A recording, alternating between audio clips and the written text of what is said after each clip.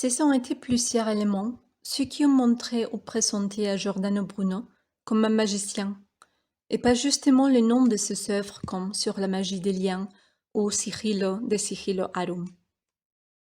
En fait, l'approche hermétiste prise par Bruno sera expliquée par lui-même.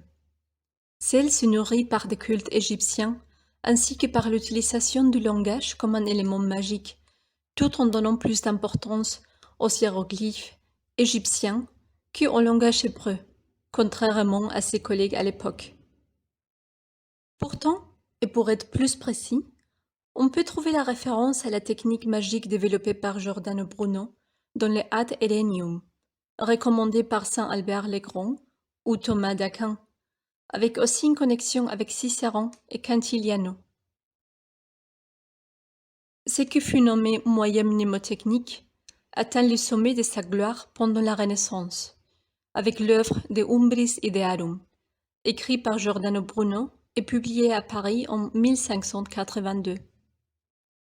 Giordano Bruno propose graver dans la tête du magicien des images célestes, des images archétypiques du ciel, qui représentent les sombres proches des idées de la mens divine, et à travers de ça, contrôler les choses inférieures, puisqu'elles dépendent des ailes situées dans les idées divines, et comme ça, attendre l'expérience gnostique égyptienne de communion avec la divinité à travers du vinculum ou lien.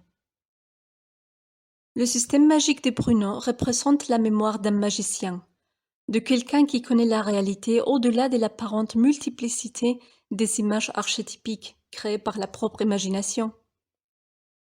Ça découle directement de l'interprétation néoplatonique de Ficino sur les images célestes, mais dans ces cas-là, elle est amenée jusqu'aux limites beaucoup plus osées. Magicam operari non est alium cam maritare mundum. Le lien, selon dit par Bruno dans son œuvre sur les liens en général, est créé par les grands agents magiques de l'amour. Les liens sont des formes représentatives. L'être humain est donc un symbole en soi. Et puisque lui-même est un symbole, les deux mondes sont unis dans son intérieur.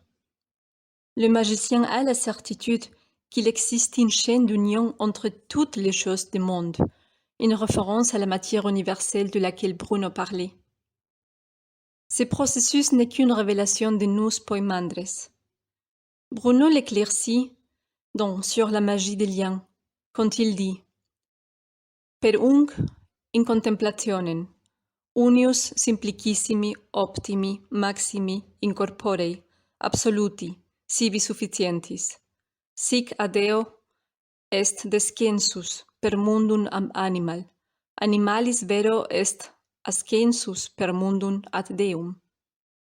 Ainsi, en contemplation de l'union simplissime, optimale, maximale, incorporelle, absolue, autosuffisante.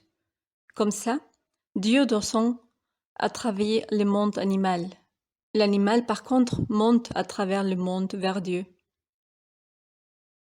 Celle-ci est une vision hermétique et néoplatonique, ce que Umberto Eco a appelé la bureaucratie de l'invisible. C'est l'économie du magicien, où des relations entre espace et matière visible est invisible. C'est comme ça que Bruno associe l'idée d'une matière universelle avec une matrice, où se produit l'union de l'action et la potence. Bruno finit en faisant une spécification des extrêmes de la chaîne des relations entre les mondes.